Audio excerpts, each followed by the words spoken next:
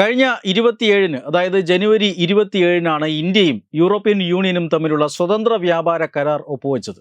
European union 27 രാജ്യങ്ങളടങ്ങുന്ന ഒരു സംയുക്ത സമ്പദ് വ്യവസ്ഥയാണ്.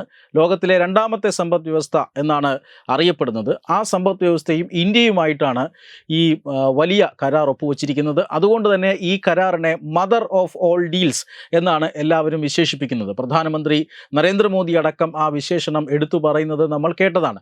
കാരണം 27 രാജ്യങ്ങളിലേക്കും ഇന്ത്യയുടെ മാർക്കറ്റ് അല്ലെങ്കിൽ ഇന്ത്യൻ വിപണി, ആ വിപണിക്ക് 27 രാജ്യങ്ങൾ തുറന്നു കിട്ടുകയാണ്. ആ 27 രാജ്യങ്ങളുടെ വിപണികൾക്കും ഇന്ത്യൻ മാർക്കറ്റും തുറന്നു കിട്ടുകയാണ്. അതുകൊണ്ട് തന്നെ രണ്ട് സമ്പദ് വ്യവസ്ഥകൾക്കും വളരെയധികം പ്രയോജനം ചെയ്യുന്ന ഒരു കരാറാണ് ഇത് എന്നാണ് പൊതുവെ വിലയിരുത്തപ്പെടുന്നത്.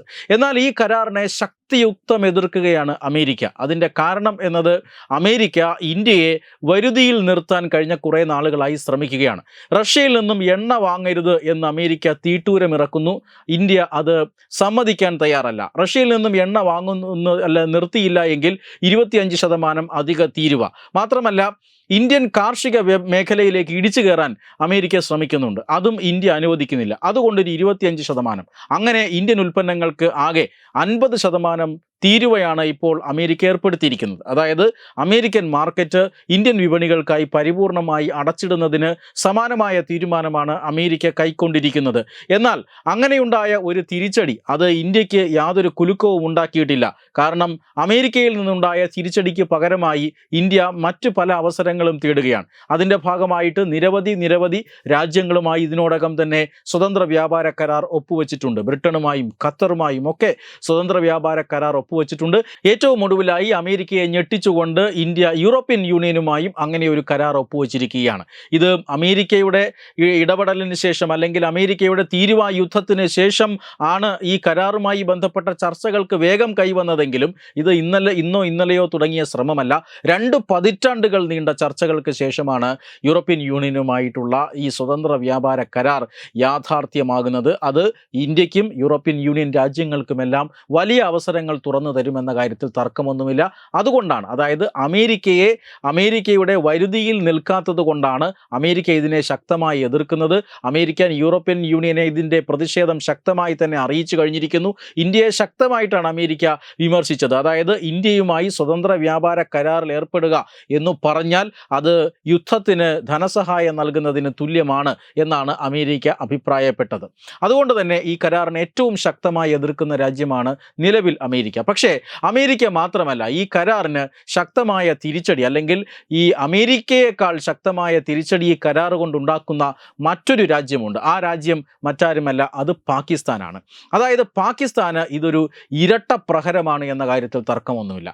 2025 ഇന്ത്യ പാകിസ്ഥാന് നൽകിയത് ഇരട്ട പ്രഹരം തന്നെയായിരുന്നു. അതായത് പഹൽഗാം ഭീകരാക്രമണത്തിന് തൊട്ടു പിന്നാലെ ഇന്ത്യ ഈ നദീജല കരാർ റദ്ദാക്കിക്കൊണ്ട് പാകിസ്ഥാന് വെള്ളം നൽകുന്നത് നിർത്തിയിരുന്നു.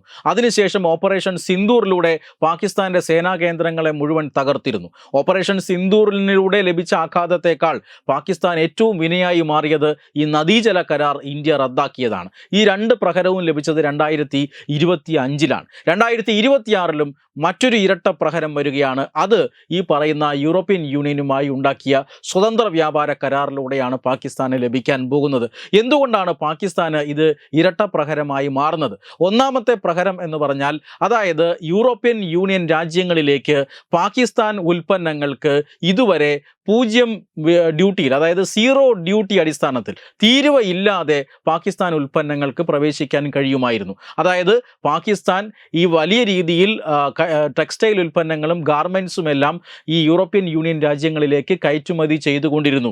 പാകിസ്ഥാൻ്റെ കയറ്റുമതിയുടെ 66% യൂറോപ്യൻ യൂണിയൻ മാർക്കറ്റുകളെയാണ് ആശ്രയിച്ചിരിക്കുന്നത്. എന്ന് പറഞ്ഞാൽ പാകിസ്ഥാൻ്റെ സമ്പദ് വ്യവസ്ഥയുടെ നല്ലൊരു ഭാഗം കിടക്കുന്നത് യൂറോപ്യൻ യൂണിയനിൽ നടക്കുന്ന കച്ചവടത്തിലൂടെയാണ്. അതാണ് പാകിസ്ഥാൻ ഏറ്റവും അധികം 0 ഡ്യൂട്ടി, അതായത് 2014 മുതൽ പാകിസ്ഥാന് ഒരു സ്പെഷ്യൽ സ്റ്റാറ്റസ് ലഭിച്ചിട്ടുണ്ട്. ആ സ്റ്റാറ്റസ് എന്ന് പറയുന്നത് generalised scheme of preferences plus, GSP+ എന്നൊരു സ്റ്റാറ്റസ് 2014 മുതൽ പാകിസ്ഥാനുണ്ട്. അതുകൊണ്ട് തന്നെ പാകിസ്ഥാൻ്റെ ഉൽപ്പന്നങ്ങൾക്ക് തീരുവയില്ലാതെ യൂറോപ്യൻ മാർക്കറ്റിലേക്ക് പ്രവേശിക്കാൻ കഴിയും. അതേസമയം ഇന്ത്യയുടെ ഉൽപ്പന്നങ്ങൾക്ക് 9% മുതൽ 12% വരെ തീരുവ നൽകണം. അതുകൊണ്ട് തന്നെ പാകിസ്ഥാൻ്റെ ഉൽപ്പന്നങ്ങൾക്ക് ഇന്ത്യൻ ഉൽപ്പന്നങ്ങളുടെ മേൽ ഒരു വലിയ അധീശത്വം ലഭിച്ചിരുന്നു. പാകിസ്ഥാൻ്റെ ടെക്സ്റ്റൈൽ കയറ്റുമതി, യൂറോപ്യൻ യൂണിയൻ മാർക്കറ്റിലേക്ക് പാകിസ്ഥാൻ്റെ ടെക്സ്റ്റൈൽ കയറ്റുമതി എന്ന് പറഞ്ഞാൽ അത് $6.2 ബില്യൺ. ഇന്ത്യയുടേത് വെറും $5.6 ബില്യൺ. അതായത് ടെക്സ്റ്റൈൽ മേഖല, ഇന്ത്യൻ ടെക്സ്റ്റൈൽ മേഖല കരുത്തുറ്റതാണ്. അവിടെ യൂറോപ്യൻ വിപണികളിൽ ഈ കരുത്തുറ്റ ഇന്ത്യൻ ടെക്സ്റ്റൈൽ മേഖലകളെ പാകിസ്ഥാൻ തകർക്കുന്നത് ഈ പറയുന്ന GSP+ എന്ന് പറയുന്ന പ്രിഫറൻസ് വെച്ചിട്ടാണ്. പാകിസ്ഥാന് തീരുവയില്ല, എന്നാൽ ഇന്ത്യക്ക് 9.12% തീരുവ നൽകണം. അതുകൊണ്ട് തന്നെ ഇന്ത്യയേക്കാൾ കച്ചവടം പാകിസ്ഥാന് യൂറോപ്യൻ വിപണികളിൽ ഉണ്ടായിരുന്നു. ഇത് നിലയ്ക്കാൻ പോവുകയാണ് സ്വതന്ത്ര വ്യാപാര കരാറിലൂടെ എന്നുള്ളതാണ് ആദ്യത്തെ പ്രഹരം. അതായത് ഇന്ത്യക്ക് അത് പാകിസ്ഥാനെ പോലെ തന്നെ 0 താരിഫിൽ, അതായത് തീരുവ ഇല്ലാതെ ഇന്ത്യൻ ടെക്സ്റ്റൈൽ ഉൽപ്പന്നങ്ങളും യൂറോപ്യൻ യൂണിയൻ വിപണിയിലേക്ക് കടക്കാൻ പോകുന്നു. അത് ഇന്ത്യൻ ഉൽപ്പന്നങ്ങളുടെ വില ഇടിക്കും.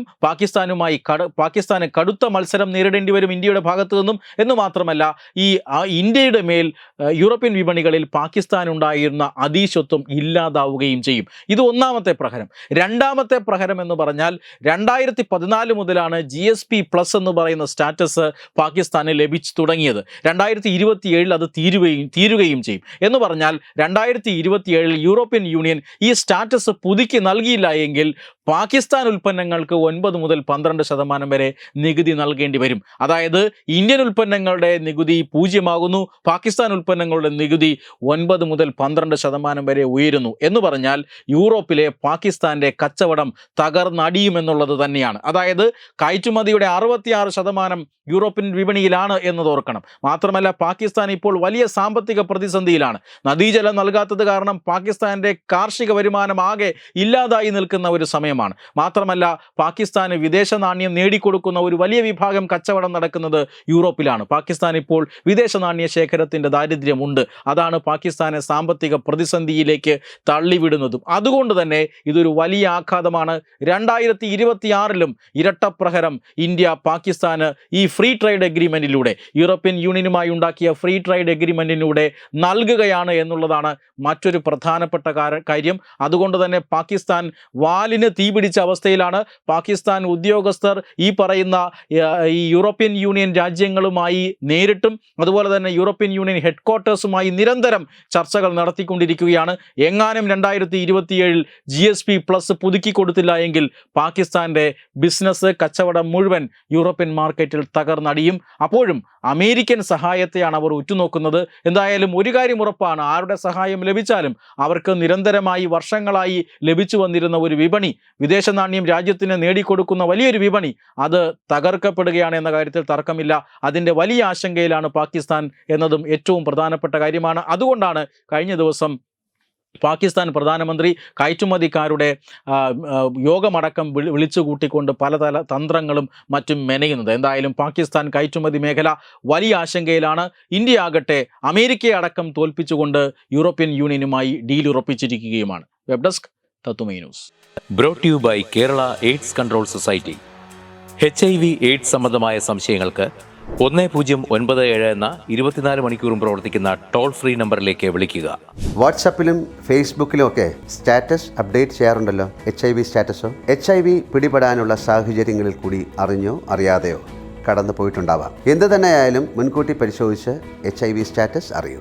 സൗജന്യ HIV പരിശോധനയും കൗൺസിലിങ്ങും ആരോഗ്യ കേന്ദ്രങ്ങളിൽ പ്രവർത്തിക്കുന്ന ICTC അഥവാ ജ്യോതിസ് കേന്ദ്രങ്ങളെ സമീപിക്കുക. നിങ്ങളുടെ സ്റ്റാറ്റസ് എന്തായാലും വിവരങ്ങൾ രഹസ്യമായി സൂക്ഷിക്കുന്നതായിരിക്കും.